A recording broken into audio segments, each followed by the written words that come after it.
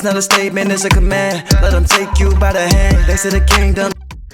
Hello and welcome to another edition of Let the Leader Lead, the podcast that delves into the depths of leadership to give you a better perspective on what it means to be a leader and how to better your leadership. I am your host, Jesse Radford III, and I'm here with a special guest all the way from the 757. Is that what it is? No. I'm from the 804. You're 804. Colonial Beach. It's the second largest beach in Virginia. Okay. All right. And I got the address wrong, but it is none other than Dr. Kevin Newman. How are you, sir? I'm doing great. Glad to be here. It's been a long time coming. Yes, Pastor sir. Jay. Yes, sir. Man, we've been talking about this a long time. But we say the best for last. You save it up, and we move into some new things. And I wanted you to be a part of this as we this relaunch of this brand that we're doing. Dr. Newman is the superintendent of schools for Manassas City Public Schools. Just tell us a little bit about yourself, sir. Well, like I said, I'm from Colonial Beach. I was raised by a single mom, Margaret Newman, best mother that anyone could ask for. I know you'll debate me on that. I had a chance to meet your mother. She's great, but I'm a little biased to Margaret Newman. As you should. Yes, sir. My dad was, in and out of me and my brother's life, but he was the best dad he could be. Yes, sir. Before he passed away. Mm-hmm. But I was raised in the church, which I know is it's big for you, Pastor Jay. I didn't take the traditional route to any of the positions that I've been in. Mm-hmm. When it came time to be a teacher, I didn't get a chance to go through Bridgewater's education program. Okay. So I had to do the long route. I had to teach and go to school at the same time. Wow. Okay. When it came time to be a principal, I was only an assistant principal for 1 year. But the good thing about it, Dr. Howard, a person that we both knew, saw something in me during my interview and gave me the position at Colonial Beach Elementary School as their principal. When it came time to be a superintendent, my first job, I didn't go through central office. I went from the principal's office to the superintendent's office. Wow. But it's all about people seeing something in you. I've been blessed along the way to have great mentors to lead me. And, I'm here in Manassas, year 7, and I'm enjoying it. All right. So how has that journey, you said the unconventional route, and I know a lot of listeners can relate to that. There is no manual or handbook on how you get where you're getting. How can you say that shaped how you approach leadership? See, how I approach leadership started from being a youth. Okay. The coaches that I say my coaches helped raise me. Uh-huh. When you have a Coach Jones, you have a Coach Comer, you have a Coach Sterner, that not only led you on the field or on the baseball field, they made sure you did things right in the classroom. Mm-hmm. Coach Jones lived right across the street in Colonial Beach from my Aunt Gladys. So whenever I went to my Aunt Gladys' house, I had to see Coach Jones. Coach Swope from Colonial Beach, who didn't actually coach me, but followed me and made sure I was doing the right thing when I was at home. Mm-hmm. And he took care of me, and they showed me how to lead. They showed me that you first have to learn how to be a follower. Exactly. You got to understand what you're doing and how you're doing it. Mm-hmm. To get trust, to let people know that you're going to do what you say you're going to do. They were all big on that. If practice start at 5:00, we expect you here at 4:30. We expect you ready. Yes, sir. And on the field, and when it's time to go, you're ready to go. Mm-hmm. And that's how I learned leadership. Okay. I went to one of my former students' basketball game yesterday. They asked me to come, and I think I started something. So, I went, and it was the end of their season, and one of the coaches was saying, "This is hard, but I love it. Right. I wouldn't trade it for anything, because I think they see the growth and the progression of the kids, and so I said that to speak to the fact that it's the commitment of those few that help to shape our leadership. Right. I have similar just people who just came along the way. You know, there was no official grand notice. I'm going to be your leader. Right. I'm going to be your mentor. But you just tracked them, their consistency. Those are the kinds of things I think that make for great leadership.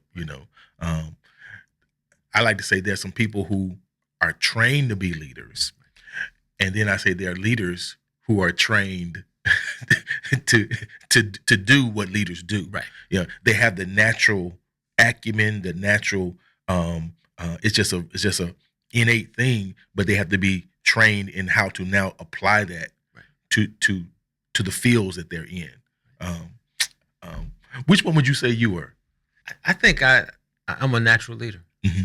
I think from when I was a football player, I was a quarterback. You look like a quarterback. Whether you wanted to lead or not, the position itself put you in that position. Yeah.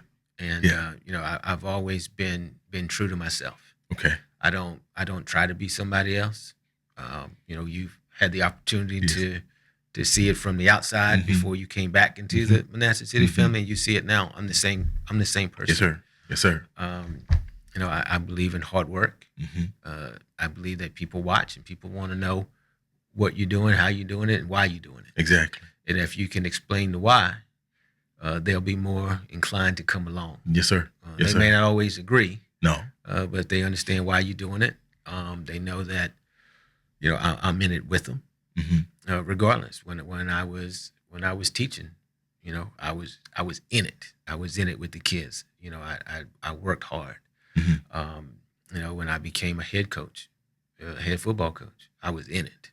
I was all in, to the point where some of my players still they're in contact with me. I get those texts from a Matt Brown, he's Pastor Brown now. To get those texts from him, just letting him know that I played a role in what he's doing now. Yeah. Makes you want to do things the right way.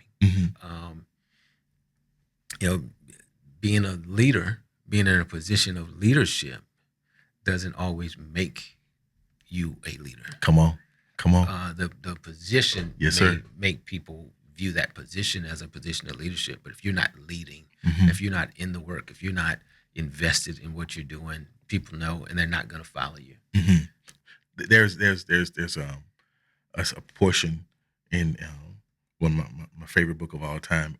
They were looking for help among the orphans and the widows, and they say, search out among you men, and they listed the qualifications.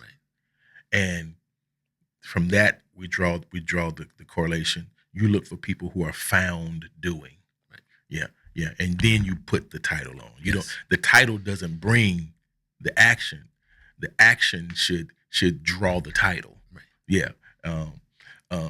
That's important. I think that distinction right there it definitely clears the muddy waters of leadership, because there are a lot of people who bank everything on the title, and I was talking to somebody, actually I was talking to a pastor last night. He said, he's having some difficulty in the church he just got elected to. And he says, it's the silent leader, that person who doesn't have a position, but they have the ear of everybody that you're trying to lead. It's not the title. It's having that acumen. That's so important. So you told us about the coaches that were influential in your life. Is there anybody else outside of that group you could say? Dr. Howard. We will have Dr. Howard. How important is the role of an influencer in a leader's development? I tell you, but my biggest influence is my mother. Wow. Yeah. Who, when I was growing up, and I did a podcast with Dwight Vick, and we delved into my background a little bit. I probably shouldn't be here. Wow. In this position, in any of the positions that I've been in. If you look at the circumstances from which I grew up in. I grew up in a house of love, first and foremost. My mom was there. I tell people the story, they don't believe it. My mom and my Aunt May have never lived in separate homes. Okay. They've always lived together. They feed off each other. My Aunt May is the cook. My mom, I love her to death. That's not her specialty. My Aunt May doesn't drive. My mother does all the driving. Okay. But they raised me to a point where, money wise, we were not. We were low income family. But when you live on a street of low income family, you don't notice it. You don't notice it until you go away. And it took a long time for me to not be embarrassed about where we came from. I was also a guy who, I don't talk a lot. No. Because I was when I was in elementary school, go back to Coach Jones, his wife, Miss Jones, was a reading specialist in our schools. But I was a kid who slurred his speech. So, you get tired of people asking you, what'd you say? Can you repeat that again? Yeah. So I didn't want to talk. Yeah. But I always had my mom. My mom worked at the nursing home. She was a custodian at an elementary school. She worked at the local store just to make sure that my brother and I had everything that we wanted and we needed. She would go without just so we could have. Wow. And so when you see that work ethic in someone, you want to do it, and so it goes from a place of embarrassment to a place of pride. Yes, sir. Yes, sir. I grew up on a street that didn't have running water, and people like, that's not true. In the 80s, in the 90s, yes, it was. The whole street, wow. the entire street didn't have running water. Yeah. My first time being able to take a daily shower, and an actual shower, is when I went to Bridgewater College. People don't know that. And so, and again, I went from a place of that was embarrassing. I didn't want to talk about that. Yeah. Now you're 47 and you look back on it's like that made me. Yeah. And I go back to my mom. My mom never let on that anything was not normal. Yeah. I can say I've never thought that my mom was ever sick. I know she was, but she never let me know. Never that. let on. Man. See, so that's another reason why like you're mama's boy, just like me. I am. I'm a mama's boy to the core. To the core. Yeah. I love me some Lorraine, Lois Radford. They had a way of just doing it, and it looked effortless. I had to call my mom sometime. I said, I don't know how you did it. I don't know how you did it, but you made it look like it wasn't nothing. But now older, you're able to discern and decipher. Like you kept that from us, which makes me love you even more. And they're your biggest cheerleaders. Yes, sir. You couldn't convince Margaret Newman that Kevin Newman wasn't great. And she made me believe that. Yeah. She was the one out in the yard with me catching passes. Wow. She was the one, hitting balls to me for infield. She was the one when if the grades wasn't right, that was like, hey, get back over here. Let's get to this. And she played that role, and she played it perfect. And so now, whether it's when I was coaching or becoming a father myself, and doing things for my kids, it always goes back to what Margaret Newman instilled in me. Yes. And watching how people, like I said, my mom was a elementary custodian, but she could walk around Washington District Elementary School, and she had the respect of everyone there, which takes you to the next level. Then you go through that, and other people, because of that, are in your life now. My cousin Melvin Brown, superintendent, was superintendent in Montgomery, Alabama. Now he's got out of the superintendency because it's been crazy. Yeah. My biggest mentor lived right down the street, Dr. Jeff Smith, who was the superintendent West Point, and then Hampton. Before he retired, his last stop was in Hampton.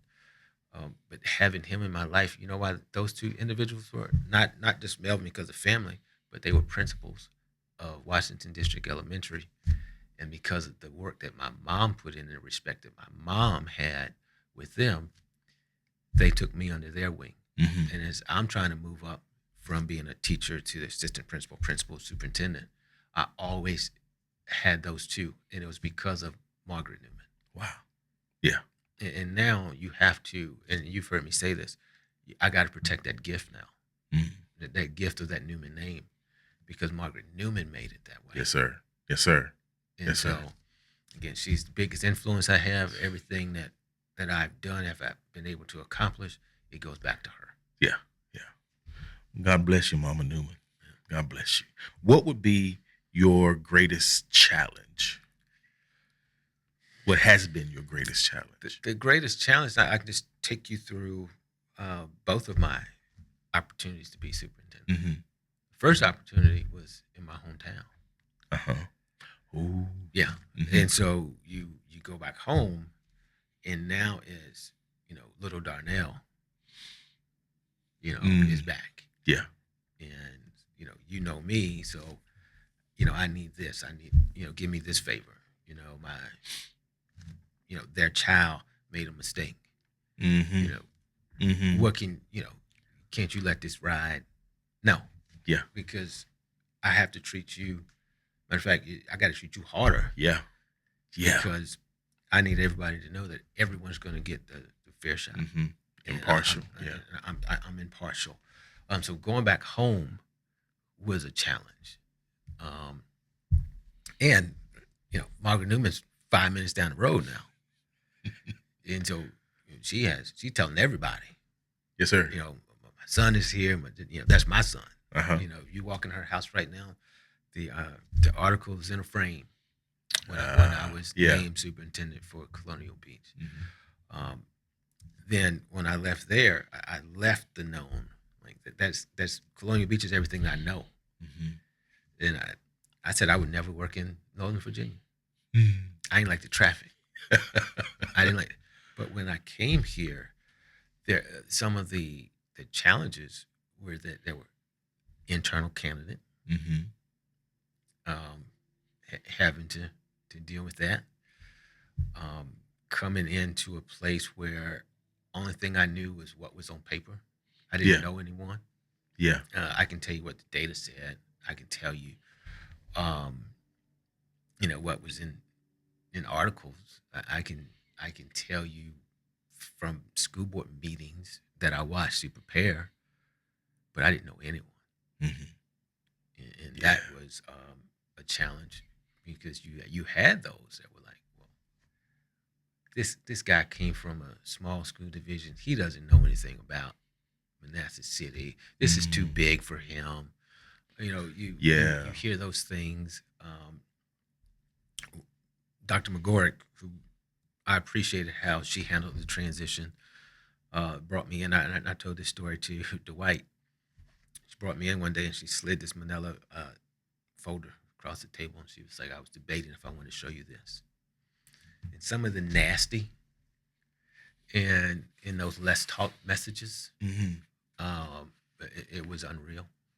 It was unreal. People didn't know me.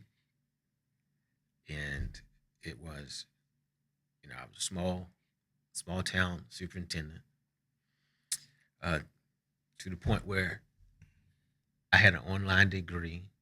So obviously I wasn't worthy. Now, what I laugh about that is Bridgewater College is one of the premier private schools in Virginia, right? Bachelors were there. My doctorate is from Virginia Tech. Graduated with a 3.8. Right? They didn't talk about either one of those.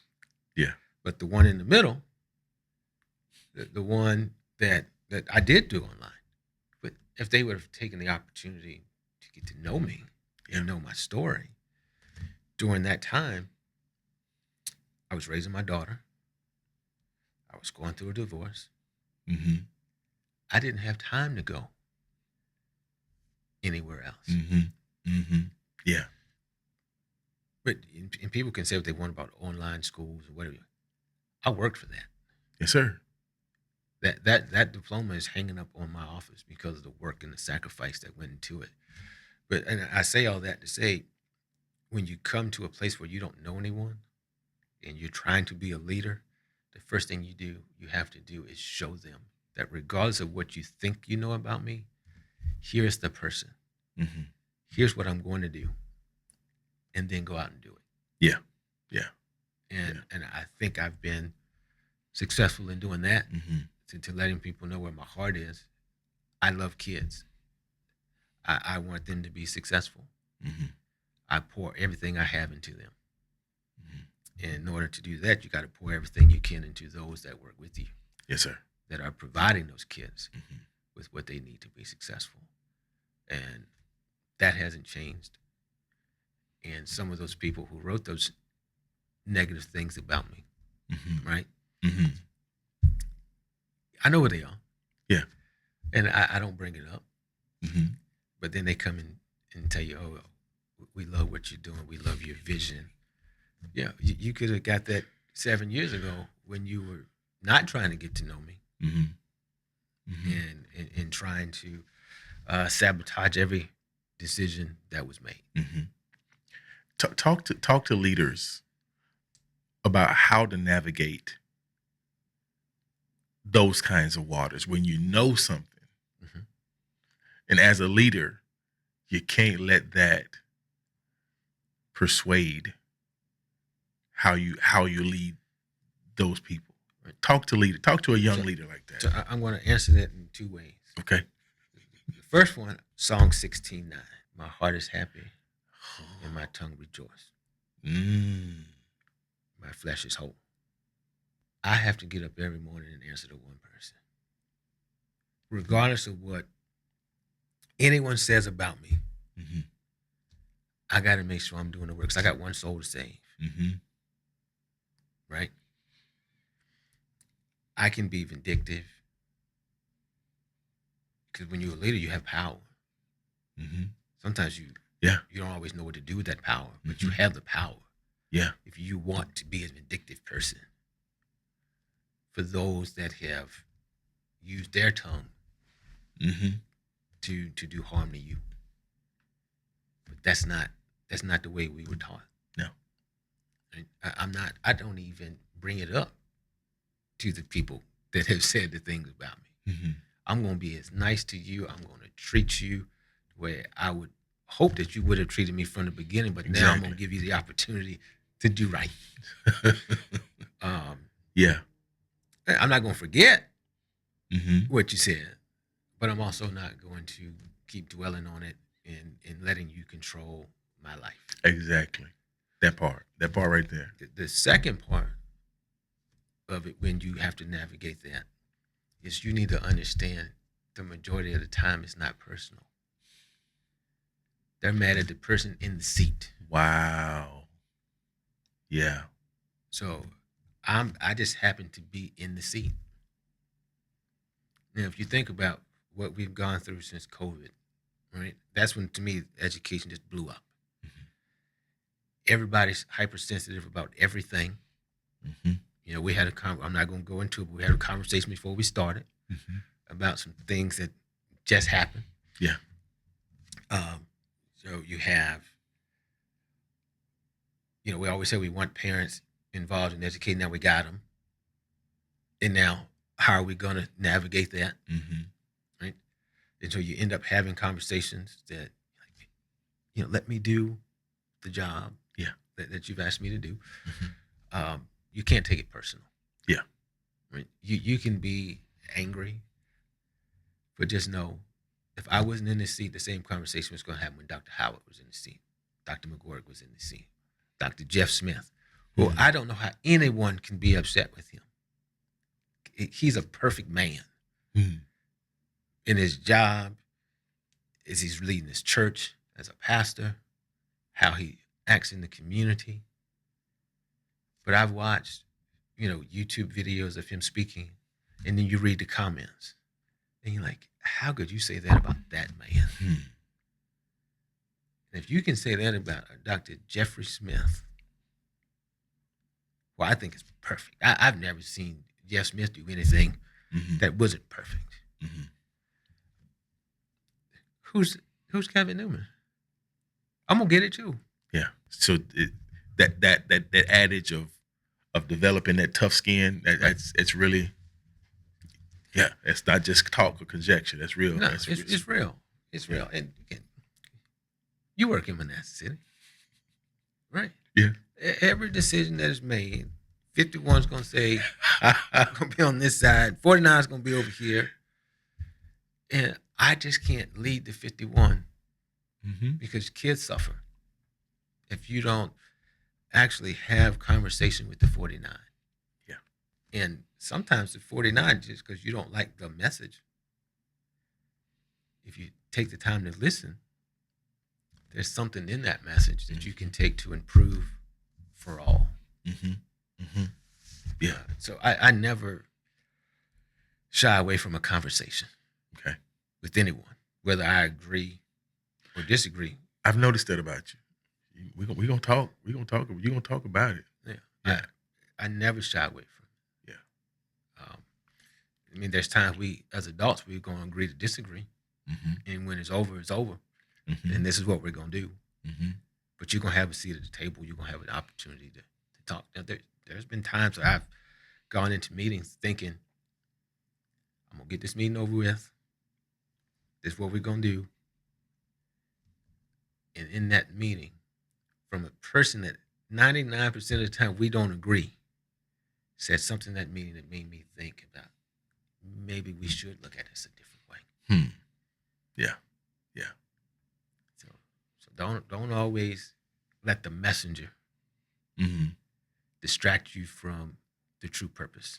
So what I'm hearing you say with that is even as the leader who has the responsibility of making the final say, you're still open to hear. You have to stay open to hear. You know.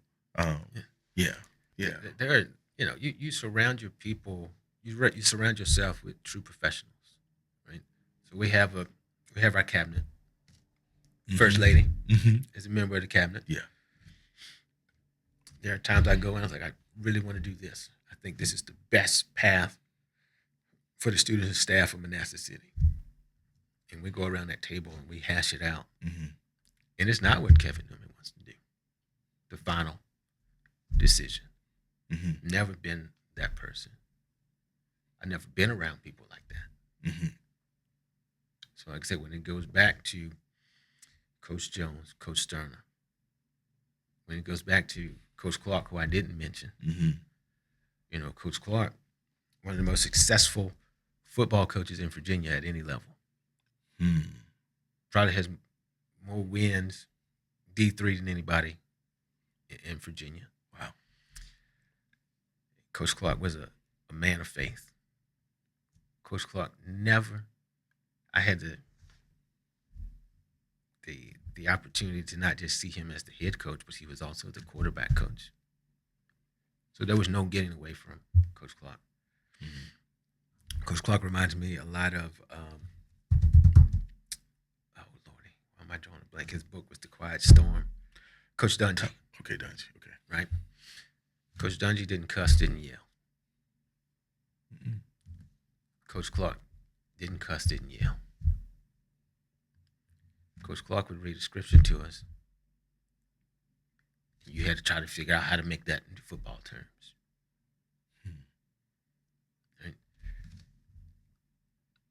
He was always him. But I watched him as the head coach say, this is our game plan for the week. And whether it was a Quentin Jones, who's coached, matter of fact, he recruited me at Bridgewater. Now he's a teacher in Fauquier High School. Coach Robinson, who's a Q. He's an Omega man, who led in a different way. But Coach Clark, he signed off on the final decision, but I watched him lead by letting others, because again, why have them around if you're not going to listen? Exactly. Yeah. And Yeah. so I watched that, and that's what I learned. Mm-hmm. I watched Coach Coleman tell Coach Sterner, "No, I don't think we should do that." And then we get in the game and we did it Coach Coleman's way, and it worked. Mm-hmm. Another thing that I think I'm on the same topic, but a thing that leaders get themselves in trouble is when they make the show about them. Right? When Craig O'Fella makes a call, he's the deputy superintendent this year, where he makes an instructional decision, and we're riding with that decision, and it works. He should get the credit for that. Mm-hmm. Mm-hmm. How many times have you seen the person at the top say, "I did that," knowing they had nothing besides signing off on it? Yeah. That was not their game plan. Mm-hmm.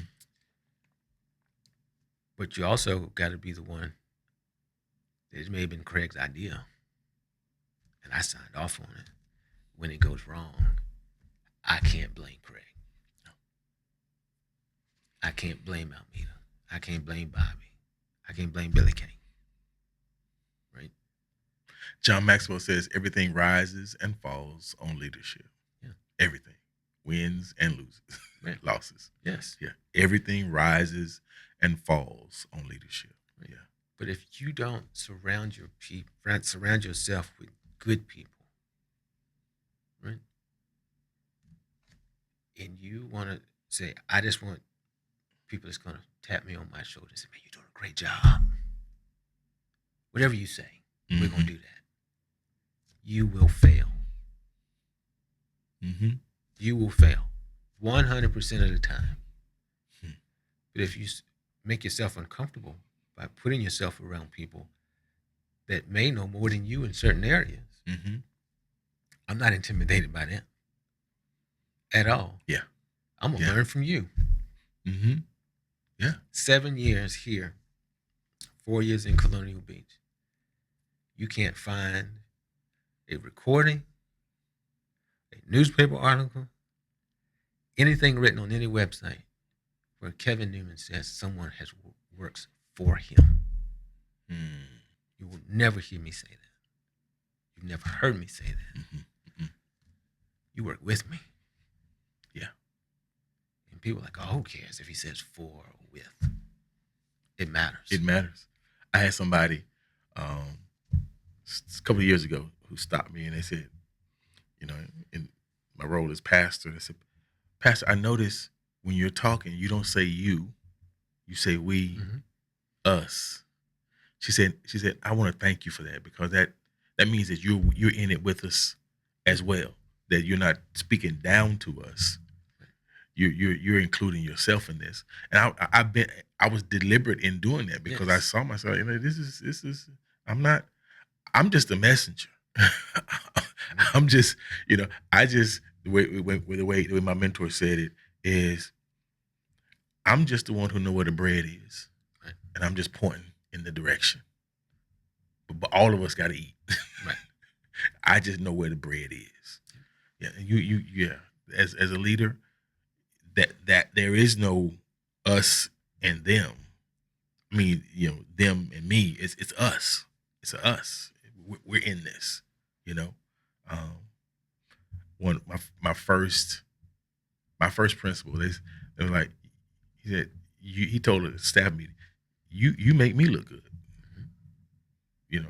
I don't let that slip at all. I only look good out there to the community because of what you guys do. Right. So my job, he said, my job is to make sure that you guys have everything you need, and that I'm not a hindrance to you being great. Right. Because what you do will then reflect on how the school is perceived and all this. And I said, I appreciated that. It goes a long way. It goes a long way. What would be your greatest joy as a leader? My greatest joy as a leader is when I watch those kids walk across the stage. Yeah. Right. Yeah. And the best graduation we've had for me is actually the COVID year when there was a 5-minute block for every one of those seniors, right? You had the entire family there. But there was just 5 minutes before they would get the diploma and, and take that picture. And you got a chance to talk to them. This is what, I took this class and I'm going to do this. Well, I'm going to this school. I'm going to major in this. And you're like, man, we played a role in that. Yeah. Right. And it makes it all worthwhile. Because again, you're going back to you talking to a guy raised by a single mother, led by coaches. Wow. Right? When I was ready to quit, I was going to leave. I think every freshman at some point in college said, I'm out of here. Right? Yeah. Margaret Newman called me. And then Margaret Newman got off the phone with me and called Arthur Jones, my coach. Arthur Jones drove to Bridgewater, Virginia, and said, you're not leaving. Wow. Right? So I know the value of what we can do as educators, regardless of your role. I know what we can do. Watching the kids that I mentor, I've had the opportunity to sit down with on a weekly basis and understand their struggles and challenges, and then watch them, walk across that stage and give you the biggest hug. They may delay the line a little bit because they give you that special hug, like, thank you. Yeah. And we don't do it for the thanks, but you get that hug and you're like, yeah, I passed on what Coach Jones did for me to someone else. Last year's graduation, I saw that. I saw I saw that electricity. I was up closer. I really saw, I'm like, man, this is what it's about. Yes. Everything from kindergarten all the way up. This is what it's about. The most emotional graduation is not the one that happens at Eagle Bank. It's not. That one's great. I love them all. I want them all to be successful. But the most emotional graduation is the summer graduation. Oh, okay. Right? So you want to talk about perseverance, right? They didn't make it for May. So they had to do something extra. They had to go that extra. They didn't quit. And then you see them walk across that stage in August. And you look out there and the mamas and the daddies are crying. And the little brother and little sister's crying. Right? 2 years ago, we had a young lady graduate. She had 3 kids. She was in her 20s. She never quit. This the crazy part. I was never her superintendent. Right? But her story, like, I just wanted to go and give her a hug, like, congratulate, like, you did it. And her whole thing was, I'm going to show my kids, you don't quit. You don't give up. And it's like, I just want to take this story and just give it to everybody else. Because we all go through something. Everybody goes through something. You may look at some people like, man, they get all the breaks. You have no idea how they got the break. No one just gets breaks. You work for it. You earn the break. And you see people and you're like, man, they have it all. And then you spend time with them and they're miserable. They're miserable. Right? Some of my best friends in education that are superintendents. And if you look at their contract and you look at what they're paid, You're like, man, what do you have to be upset about? And then you have that conversation. You have that real conversation, not the one that is on the camera. Mm-hmm. They're miserable. But unless you got a chance to have that conversation with them, you don't understand it. Mm. You don't understand it.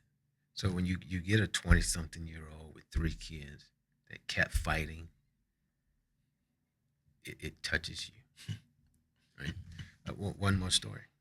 I had a student I was mentoring, and the reason I was mentoring him, I got a call from Miss Dove at Mayfield, and he's like, "I really want you to mentor this kid." It's like, "No problem. Have him in your office. I'll be there in 10 minutes. I go over and I meet with him." And he was in trouble.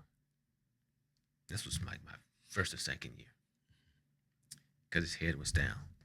It's right around this time because we're just getting back into school for the second semester. Head was down, sleep. Teacher got upset. Sent him to the office. He's disrespectful. He's this, he's that. And I had a chance to have that conversation with that kid. What if I told you that he was evicted on Christmas Eve? Wow. Him and his family evicted Christmas Eve. Mm. Right? They're going from hotel to hotel, not really sure where they're going to stay. Mm-hmm. Had 2 or 3 outfits, right? So he's just recycling the same clothes. And I want him to go and learn math and science and history, right? He's not concerned with that. Mm-mm. Mm-mm. So I had a conversation with him. I said, "Listen, let me tell you about Kevin Newman. Not the Dr. Newman, not Superintendent Newman. Let me tell you this is how I grew up. And we were never evicted, but I know what it's like Mm-hmm. when you got other pressures outside of school Yeah. than you do when you walk in the door." And I said, "But you got a mom who loves you, who's, Mm-hmm. working this number of jobs, doing this for you and your brothers. And you have one job. She only wants you to do one thing. Yeah. She wants you to come to school, get an education, make her proud." He walked across that stage. He walked across that Eagle Bank stage. Then he went to college. Hmm. Yeah.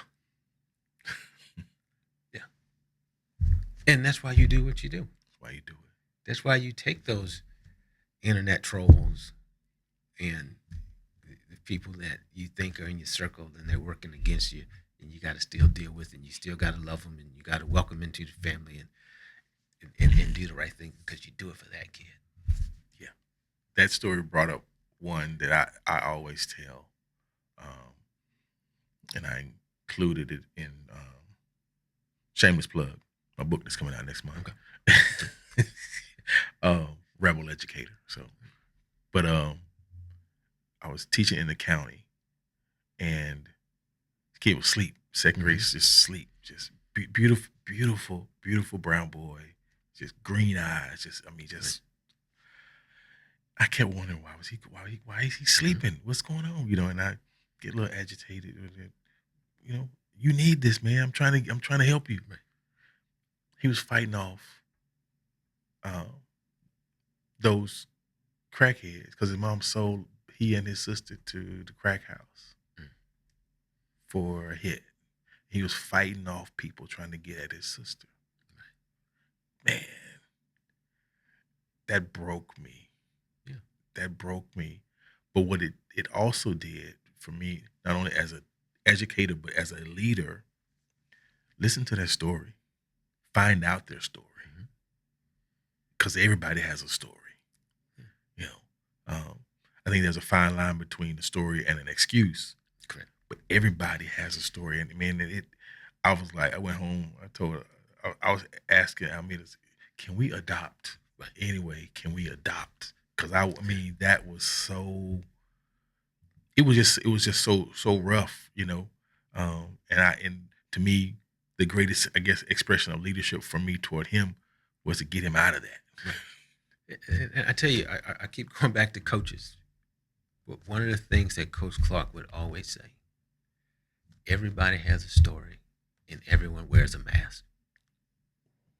Right? And what he was talking about at the time was he was referencing everybody that plays D3 sports, right? We all have a story on how we got there. Yeah.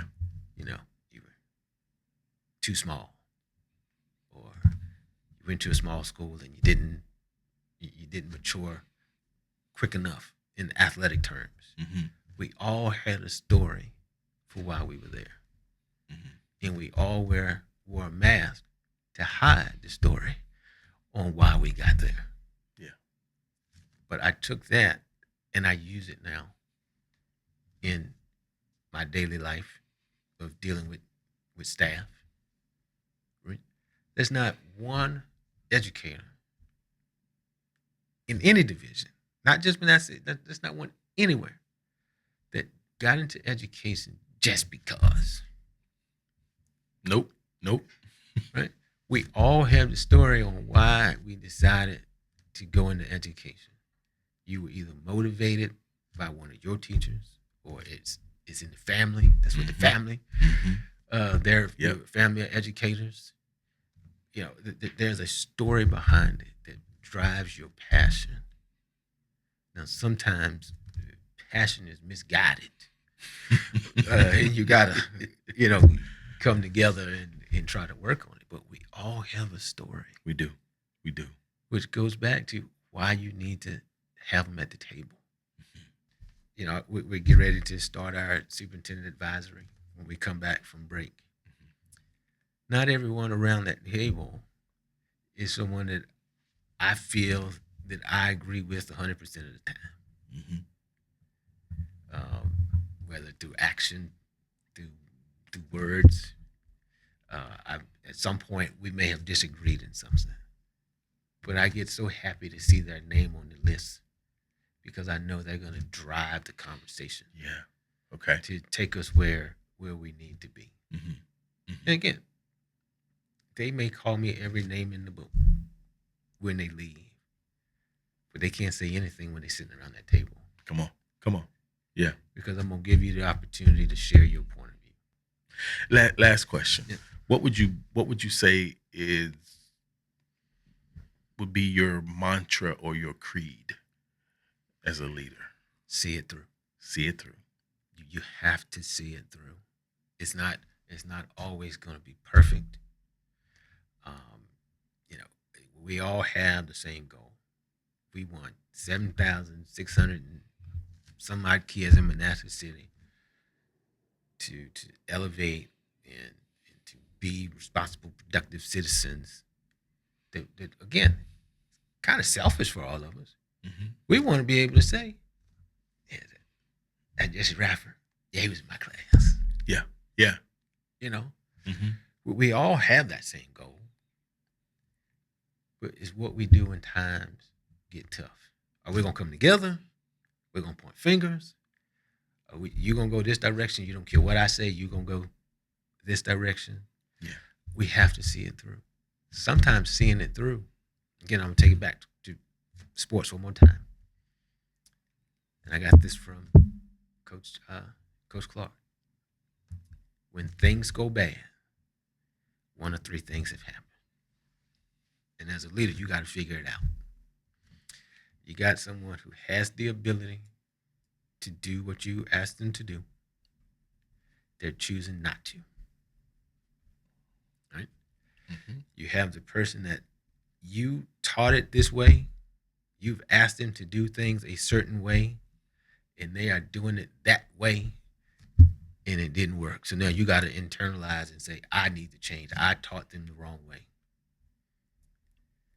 The third one and the final one is you have taught it the right way. It's the right thing to do. They have tried the best way that they can, and they just don't have the skill to do it. Okay. What are you going to do as the leader? Because that person is somebody you want in the family. You just got to figure out where to put them. Where they're at is not the right spot. Right? So how are you going to navigate that conversation? Because they are the right person. They're just not doing the right thing. They don't have the skill set for it. Right? Wow. That's a part of seeing it through. Yeah. You didn't just discard them. Correct. And just do away with them because they weren't able to do the position that they're in. Correct. And figure out what can you do? Yeah. All right. Can you have that conversation? Can you have that tough conversation? To say, you just don't have it here. You're lacking for whatever reason. What did you do? What conversation did you have before you had that conversation? As you're trying to figure out which one of the three it was. Are you having those honest conversations with that person? Are you giving before that, before you got there? Yeah. I've had plenty of conversations in my office before we got to this position. That shouldn't be a surprise. The surprise is where we're trying to go. Where can we put you? And for some, you have that conversation. It's like, I'm not ready to give up on that yet. And then they go to a different organization, go to a different family. And you know what? I wish them well, and I pray it goes well for them. You just weren't here. Your skill set didn't meet what we needed. Seeing it through is making a decision that you know will not be popular, but you know is where you need to be. Yeah. And if you're truly going to see it through, know that you won't be bruised and beat up as a leader. And that's fine. That's fine. Someone has to do it. Because if I'm taking the heat and you doing the work, let me take that focus. You just do the work. Yeah. You work with the kids. You make sure that they have what they need to be successful. I'll take that. I'm strong enough for that. You got to be built right to be a leader. Oh, man. Well, thank you, sir. Thank you for sitting down and talking with me. Anytime. It's been a minute. We've been trying to get here, and I knew it would come out, and I appreciate you sharing what you share with me and this audience. Leadership is vital. Yeah. It's vital. We say it in my circles that good leadership is a blessing. Yeah. Bad leadership is a curse. Yeah. and I appreciate you, your story. Appreciate your leadership, and hope many more years to come. What do you say before we go? What's next for Dr. Newman? So as I told the school board, my last stop as a superintendent is Manassas City. Okay. My daughter is doing great. Our journey is something special. We're tight. She's blessed me with a wonderful grandson. Congratulations, by the way, sir. Yes. We went to the game yesterday, and What is he gonna call you? oh, he calls me Pop Pop. Pop Pop. Okay. Yeah, I'm Pop Pop. And my son, to watch him go through his challenges and to become the young man, getting on a roll, Hey. and flourishing in a sport that I've, first of all, I don't want to get in the water, let alone swim. But he loves it. Yeah. And I'm watching him mature. And I've given a lot to education. I've given a lot to other people's kids because they become mine. Yeah. If I'm Yep. if we're overseeing the direction that they're going, you have to look at every one of them as if they're yours. Yep. Exactly. You know, I'm getting to a point now in my career that I can see the light. And you know, I'm gonna finish strong here, and that'll probably be it for my journey as far as school-based leadership is concerned. So you're gonna fill the spot that Denzel has left because he said he's done his last movie. Is that what he said? That's what it said. That's what he said. No. Now people laugh at what I said I'm gonna do next. What you gonna do next? I'm gonna drive a truck. Hey, I'm not mad at you. I'm gonna drive a truck. Diesel? Yes. Big cross country. Yep. All right. Yeah. My grandfather, that's a noble profession. Yes. My grandfather did that. Yeah. But I just want it for the peace. Yeah. Me, the truck, and the XM radio. And the road. Yes, sir.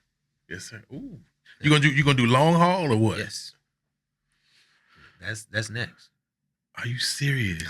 I'm 100% serious. You gonna buy your own truck or you gonna Yes. get in? Oh. No. Yeah, my best friend Scott Brown, he tells everybody, "You ain't gonna believe it. They gonna see. They gonna see." I'm a quiet guy. I just want to be to myself. Wow. Okay. Okay. You know, my kids are at a place where they don't need me overbearing them all the time. So I can get out, come back home. Get out, come back home. Wow. Yeah. My grandfather did that. My grandfather did that for many years. He crank up his truck, 4:00 in the morning, go back to sleep till 6. Yeah. Kind of had to warm up. Oh yeah. Yeah. Oh man. That's gonna be amazing right there. Yes. Shoot. You can get a sleeper cab? Yeah. Okay. Because you know I don't fly. No. So if I want to see the world, I got to drive. Yes, sir. Oh man. Congratulations in that endeavor when the time comes for that. But I don't want anybody to see this and say that he is just biding his time. No. No. You're gonna finish strong. There's some things I wanna see through in Manassas City before that time comes. And you know, I'm gonna pour my all into it while I'm here. And I appreciate the people that work with me. I appreciate the board. I appreciate the community. Yeah. You know, I appreciate Meg Carroll. You know, when things aren't going right, I get that email. Like, hey, I saw this. You know, but I also get the email from her that says, you know, thank you for all that you do. Yeah. And thank you, sir. Thank you for taking the time and sharing with us on today. For Let the Leader Lead, Jesse Radford, and we'll see you in the next one. Peace. Let the leader lead. Podcast. Let's go.